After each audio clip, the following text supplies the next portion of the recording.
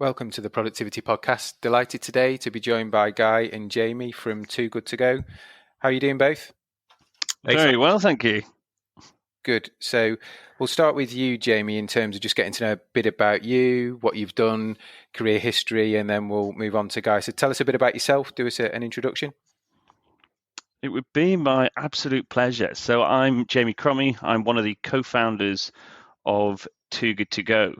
Now, Too Good To Go is a social impact company, and we fight food waste, and we predominantly do this through our mobile app, which connects individuals with businesses who have surplus food for sale. But our whole ethos here at Too Good To Go was around having social and environmental impact. And this is really sort of my background. I'm someone was a human rights lawyer, and I've done all sorts of different things within that field, from refugee rights all the way through to Indigenous rights as well. So that's always been something which has been my motivator, and it's amazing to be able to bring that now into the world of food, start addressing the issues of food waste, and preventing any of this amazing food from going to waste. So that's a brief summary of my life today. Brilliant, thank you. And we'll dive into the detail in terms of how Too Good To Go works and some of the things that you're doing, people you're working with in a second. But Guy, let's find a bit more out about you. Yeah, cool. So I'm Guy. I'm the head of operations here at Too Good To Go in the UK. My background's not as diverse as Jamie's, but I've always worked in food. So I spent just over 20 years working for Tesco, and that was both in stores and head office. So always worked in and around food, but made the move over to Too Good To Go about 18 months ago. And it's great to be doing stuff about that food that's going into the bin, because working in retail, you've seen it your entire career. So it's great to be able to do something about it.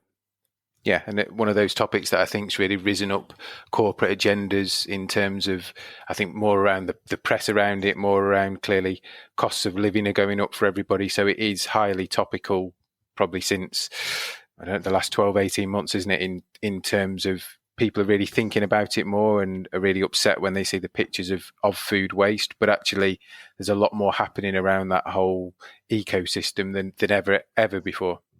Yeah, for sure. Definitely. I mean, I'd add to that as well. It's the cost of living crisis is part of it. We also see the pandemic as well, in which we were just seeing piles and piles of food going to waste. The fact that things like the hospitality sector had closed down overnight. It didn't mean that food waste stopped, but rather that food waste was happening further up the supply chain, or down the supply chain, I should say. And, if we think back to, what was it, March, April of 2020, when we were going around supermarkets with empty shelves, that certainly had an impact on people, on how they thought about food, how they approach food, and really understanding that, food can be something which is scarce, and food is something which is so integral to our own lives. So I think, when we look at that context of food waste over the past few years, it certainly has sort of gone up that public agenda and through public consciousness through a lot of these different different things that have been happening in our political landscape. Absolutely. So that brings us nicely on then to Jamie. So you're one of the co-founders. So how did Too Good To Go come about? How did you form it? Were you sat in the bath and you had a light bulb moment, or were you in the pub and you had a light bulb moment? So where did it start? And I suppose what's the problem statement that you're trying to solve? Sure. Well, you'd never find me in a pub, so it definitely wasn't there. I can't believe that. I mean, how long do we have to talk about this? So, I mean, the short story of it is, I'm someone who's always been motivated by social and environmental impact. And, I have my parents to thank for that, in which they've instilled this within me from a young age. And anyway, it was back in around, it was a good few years ago now. I was working in an event for a human rights charity, and this event we were organizing was actually catered for by individuals who had rescued food from the bin and repurposed it into something amazing. And as someone who was working in the human rights space, I was really shocked at the scale and gravity of the issue of food waste. I was really inspired by these people, but also really unaware of the impact that food waste was happening on our planet. And it got me thinking that if someone who's takes an interest in these areas, as someone who's working in this space, is oblivious to the scale and gravity of the issue of food waste, what does that mean for the rest of the world? And so my whole ethos with myself and my co-founders was like, how could we ensure that this amazing food, which people were repurposing of food from the bin, how could we ensure that this food could be rescued before it hit a bin in the first place? And that is really how things started. We launched first with a website. It was not a beautiful website, I tell you that for sure, but it did a job, and it demonstrated a proof of concept that businesses and people really were interested and excited about rescuing food before it hit the bin. And as they sort of say, the cliches, the rest is history. And give us a bit of insight into how it works operationally, probably maybe one for you, Guy, in terms of, so we know the kind of problems we're trying to solve. We're trying to keep this beautiful food, I won't say alive, but we're trying to make sure it's consumed by somebody rather than going to waste. So what does it look like in terms of operationally from let's say, call it a food retailer side? Let's just pick a supermarket A, let's say, and then from me as a customer side. Yeah, sure. So from a supermarket's point of view, the first thing is food waste is unpredictable. If it was predictable, then we'd have a lot less of it. So it's really unpredictable. So we have a concept which we call the magic bag, which is great because it means that supermarkets don't have to upload exactly what they've got, what surplus food they've got. They can simply pack whatever they've got into magic bags. The beauty of that then is our users who are buying these magic bags on the app, they don't know the products they're going to get. It's a complete surprise for them. So it really helps retailers out to genuinely save food that was destined for the bin. The flip side then is people get it for a great price. So retailers will upload the number of magic bags they've got onto our app. Consumers will purchase it. They'll know when they can come in to rescue it, which is typically at the end of the day. They'll come in and pick up their magic bags, but they've already paid for that on the app, and they only pay 1/3 of the original retail price. So retailers get to put food into the bags that's going into the bin, and consumers get food at a great price. So it works really well for everyone. So you download the app, you then push notifications. So if I think I've got the app on my phone. So if I have stores locally that I like to know when they create a bag, that then sends me a push notification and say, hey, guess what? Your local XYZ retailers have pushed 3 bags in there, first come, first served. Is that right?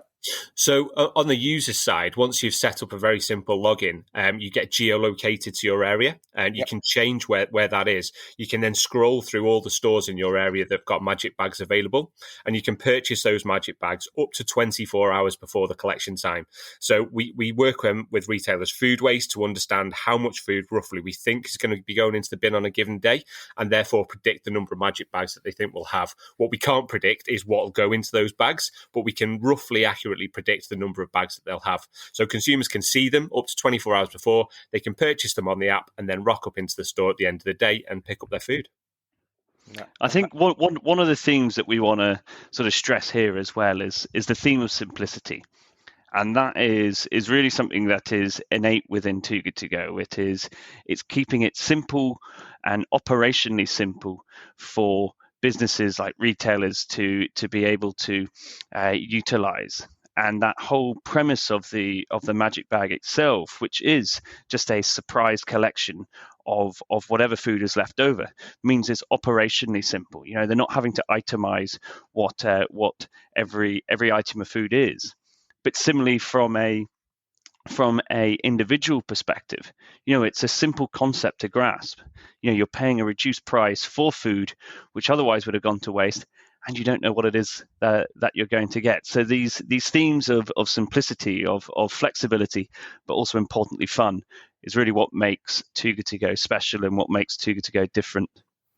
Yeah, no, I love it. I love the fact you don't know what you're getting as well. So there's a mystery in it all, isn't there, in terms of what's in the magic bag? Exactly. We have users that create TikTok videos and unbagging videos, and people get really excited about it. It's great. Amazing. And Jamie, just talk me through, I suppose, for those that might not understand or work in the food industry, or certainly industries where there's a short sell by date or a best before date, just talk us through this general issue of food waste, because we see lots of, certainly the supermarkets in the UK coming out with big environmental pledges and promises around carbon emissions and food waste and all the other things. But one, why has it become such a big problem in terms of volume? And I suppose two, can they actually deliver these promises, or are we just kind of traveling in hope? A very nice big question for me to answer.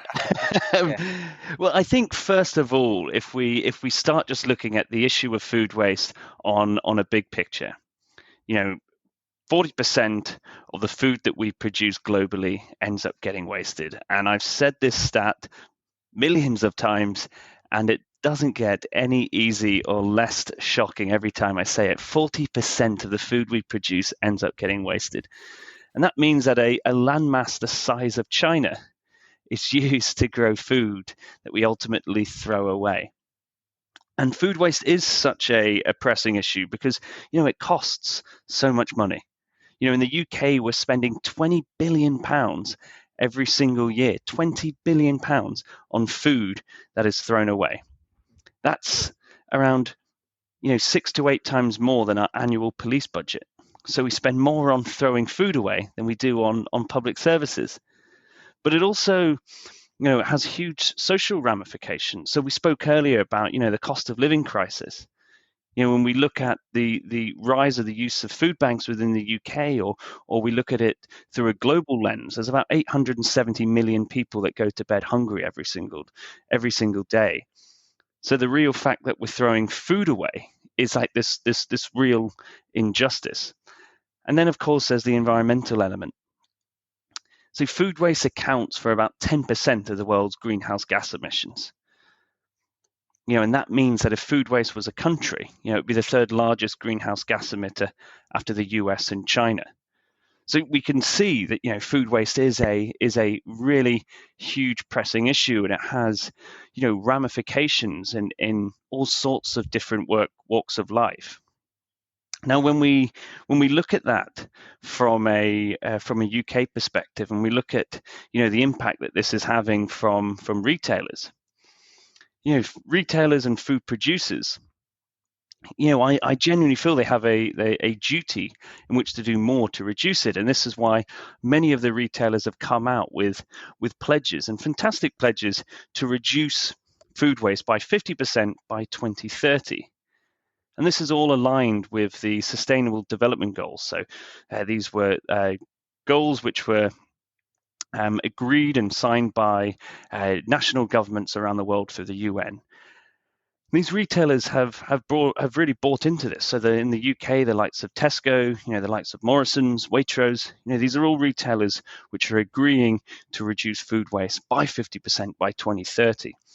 But the reality is the issue of food waste is so huge that it's big. It's so big that no one individual, no one organization, no one person can solve this crisis alone. And so this is where I love the collaboration which is happening in this space, particularly when we look at ourselves at Too Good To Go and how we're able to work with retailers to reduce this food waste and reach these goals of a 50% reduction by 2030. Some massive figures in there. I mean, the 40% figure is huge, and then some of the examples you've given about how that would rank in terms of if it was its own country are just mind blowing. It is quite shocking. And I guess to your other point about use by dates and expiry dates and best before dates, what we're seeing is a slight transition at the moment. So, I mean, if we were to do a poll with the listeners today, I would be surprised if, or I'd be pleasantly surprised, I should say, if many people knew the difference between use by dates, best before dates, sale by dates, display until dates. And the reality is we have so many of these different dates which makes the the environment incredibly confusing and incredibly complex. And as a result, people are needlessly throwing food away. So to demystify date labels per se, a best before date is a date which means food can be consumed and enjoyed after this date. It will just be not at its optimal quality after the date itself. Whereas a use by date is a safety metric. It is something which if you were to consume food beyond this date, you potentially feel sick. You could get unwell. Whereas sell bys and display until are often internal dates, and so all of these dates add to this layer of confusion.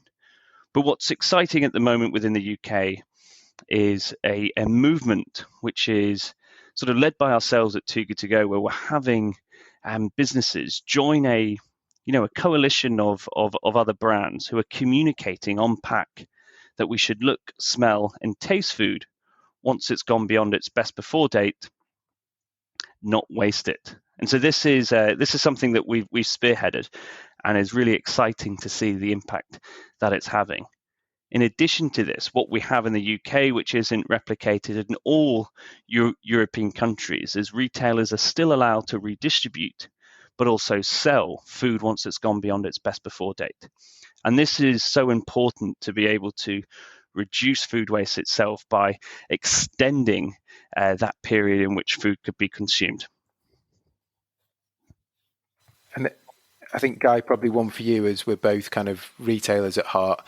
There must be a future world where, as a retailer, we can simplify those messages for consumers and for colleagues to make the best before really clear on what it is and what you should do with it, and all the other metrics around dates that come with those products. Yeah, excuse me, for sure. I totally agree. And I think there are measures that are being taken. We've seen retailers that are taking dates off certain items or changing from use by to best before. And that's really great to see. But I do think that, as Jamie just said, we've got 4 or 5 different date types. It's not easy for people to understand. And I think people have had it really drilled into them that, if something goes past its date, whatever that date is, then it's unsafe to eat, and it's just not true. So I think we can really educate people on the difference between use by and best before, which are essentially the only 2 dates that we would ever need.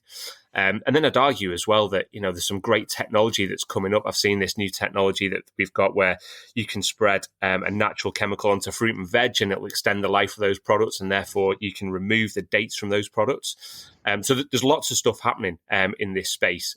Even more so it's needed with the reduction in plastic, which is great that we want to reduce plastic, but we do know that can increase food waste as well. So more we can do around technology to protect that food and extend its life in a natural way, the better. Yeah, because it's kind of then becomes a two-pronged attack, doesn't it, of produce less. So we kind of manage down this 40% number, but then look after better or consume more of the things we do produce, so there's less waste. So naturally extending the life, again, feels like an obvious thing to talk about, but practically probably very difficult to do naturally with the fresh products that we like to consume. Exactly. And there's a lot of people doing a lot of work upstream from us as well. So we're great at, our competition is the bin, but there's a lot of people doing a lot of work upstream where they're helping retailers understand, case sizes and SRD and making sure that retailers are not putting too much product onto the shelves in the first place and therefore over ordering. No retailer wants a shelf that looks half full. They need to look full and pretty all the time. So there is a lot of work that we can do there as well. Excellent. I think just to add on that as well, I think there's some really exciting developments at the moment, particularly within British retail, where we're going to see a transition from fruit and veg being put in plastic wrap to now being sold loose. And not only is this great from a reduction of plastic, but it also means that we don't have to have best before dates on loose fruit and veg now. And again, this will result in a reduction of food waste, but also a movement of people going back to using their senses and using their common senses when it comes to looking at fresh fruit and veg. Yeah, no, I totally agree. And Guy, have you got any kind of case study stories with retailers that you work with, hospitality companies that you can share with us? Yeah, for sure. I'll call them a franchise partner rather than say exactly who they are to protect them. But Sure. we've got a large franchise partner that we're working with. They've got over 150 stores in the UK. They joined Too Good To Go at the start of last year. They started with a pilot of 16 stores. So typically we will do a small pilot just to fine tweak and make sure that the process that we've put in works for that partner and also for their consumers. They started with 16 stores and very quickly then moved to a full rollout of all of their stores. They didn't actually have a solution for their food waste previous to ourselves, simply because most of their food is a use by product, lots of pre-packed sandwiches, that kind of thing. So they didn't have a solution for it. So a lot of that food that was surplus to the requirements ended up in the bin or anaerobic digestion. So the process that we've put in place with them means that they share their waste data with us. We accurately predict how many magic bags they've got, pretty much. So it's adding a process to about 3 minutes per store per day. So a really, really small addition in terms of labour time. But the result of that is that week in, week out, they're saving just over 50% of the food waste from the bin. And some weeks, depending on the surplus food they've got, it's hitting 75% of that food. So overnight, they're hitting that target of hitting 50% of food saved from the bin. And the great thing is, they're really happy because their surplus food is now reaching human mouths and they're recovering some sunk costs. But also their colleagues are really happy. It's easy to underestimate how disheartening it is for colleagues at the end of the night, day in, day out, to put all that food in the bin. So the feedback we've had from their colleagues has been fantastic. And did then they start to do any analysis on if there's products that are consistently going in the magic bags, why that would be, and almost then work backwards to understand why consistently they're having to waste those products or put them in the bags? Yeah, absolutely. And arguably, they had the data previous, but Too Good To Go has really helped them shine a light on this. So we'll have regular meetings with them every 4 weeks where we talk about the amount of food that we've managed to save. But we do now get into that granular detail with some of these partners, including this partner, of specific products that are going into those bags. Because of the process they've put in place, they can retrospectively see the products that are going into bags, even though the user doesn't know what that is. So then they're starting to reduce the amount of those products that are going into certain stores. Amazing. And Jamie, come to you for this one then. What does the future hold? So we've talked lots about the challenges that are out there for all organisations, and that's, I suppose, underpinned by uncertainty in the world around, as we speak now, Russia, Ukraine, pandemic, has it gone? Will the virus come back? All those other things. So the world's quite an uncertain place, and that's meaning that things are getting more expensive. What does the future look like for you guys in terms of your journey, maybe things you're looking at, tech, where you're going to go next? No, thank you very much for asking this. And I'm going to go back and say, what's the future look like, big picture, first, and then I can come in and talk about what it looks like for Too Good To Go. And big picture, I think, let's keep positive. I'm very much a person who's half glass full, and we often talk about the climate crisis. We talk about food waste and food waste feeding climate change, but very much through a lens of doom and gloom. And I am feeling positive. I'm feeling optimistic of the level of innovation that's particularly happening within the food sector. By all means, more needs to be done, and we need to get better at collaborating, not just at Too Good To Go, but within the whole retail sector. But there is a lot to be optimistic about, and that for me makes me very, very excited about what happens in the future. And then for Too Good To Go, for us, from a geographical perspective, we're currently operating in 17 markets globally across 2 continents. So that's in Europe and North America. We'll be continually to expand within these markets and fighting food waste to a larger extent. And this will also mean that we'll be, we as an organization, we want to be, truly synonymous with fighting food waste and with sustainability. So this will mean being a truly global solution for fighting food waste. So we'll be looking to explore into other territories as well, and bringing Too Good To Go to every corner of the world. Within that as well, we'll be looking to expand our offerings. So during the pandemic, we started working with manufacturers. I mentioned earlier that when the hospitality sector closed, food waste didn't stop. And as a result, food waste just went further down the supply chain. So we'll be continually working with manufacturing partners and looking to explore in other ways, in other areas of the supply chain, and where we can bring that impact.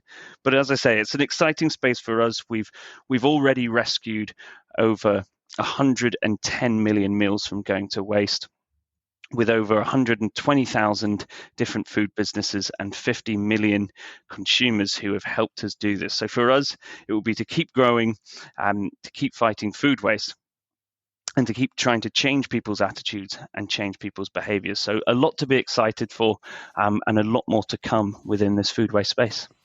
Amazing. I mean, I love the cause, brilliant. And again, some of those stats that you've just reeled off there, hats off to you guys. It's an amazing piece of work to date. And as you expand across the world, those figures are only going to get bigger, which is, just great for everybody, isn't it? Environment, the people that benefit from it, customers who get the surprises in the magic bags, the retailers that kind of learn more about their own processes and opportunities to reduce it and enhance the cause as well as we move on for everybody in the world.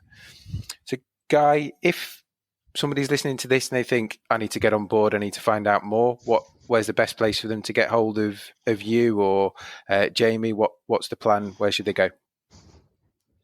Yeah, so anyone that wants to get in touch with us, you can head to toogoodtogo.co.uk. There's lots of information on there where you can contact us and we can give you a call back and get the ball rolling. Jamie, anywhere else you think they can contact us? Yeah, I mean, you guys are able to reach us anywhere, and we'd welcome any conversations, particularly if you're a retailer listening now, or you're an owner of a food business who's excited to hear more. We'd love you to come on our food waste journey so we can start showing you the value of reducing food waste, but also the opportunity to recover those sunk costs. I know no one working in the food sector wants to see food in the bin. So please get in touch with us. You can reach out to us either through LinkedIn, through our social channels, through our app. There's all sorts of different ways, or just head to our website, as Guy said, at www.toogoodtogo.co.uk. Brilliant. And we'll reference the LinkedIn profiles of you guys in the link to the website in the show notes so people can click quickly. So last question from me, we'll start with you, Guy. So what's the best bit of business advice you've ever been given? I think the best bit of advice I've been given, particularly in retail, is don't make assumptions and don't just look at the data. Get into the sites, talk to the customers, talk to the colleagues and get the context. I think that's the best bit of advice. We can all sit on our laptops looking at some data and come to an assumption of what's going right or wrong. But it's only when you go and talk to those stores and talk to your customers that you really get the context and understand what's going on. Brilliant. And Jamie, you've had some chance to think now, so... The best bit of business advice I've been given. Again, this is you're putting me on the spot. How much time do we have? I would probably go and reference something I've mentioned earlier. And the best piece of advice I've been given is to keep things simple. We have a tendency to overcomplicate processes, overcomplicate scenarios. And if we keep things simple, we can do things at speed. We can have impact, and that for me is a real big win. Brilliant. Jamie, Guy, it's been an absolute pleasure to talk. And say I'm bought in, so I would urge anybody who's not on board with Too Good To Go to get in touch, because I'm right behind the movement, love the cause, love some of the things you're doing. So it's been an absolute pleasure to chat and really appreciate your time. Brilliant. Thanks so much for inviting us on. Thanks a lot.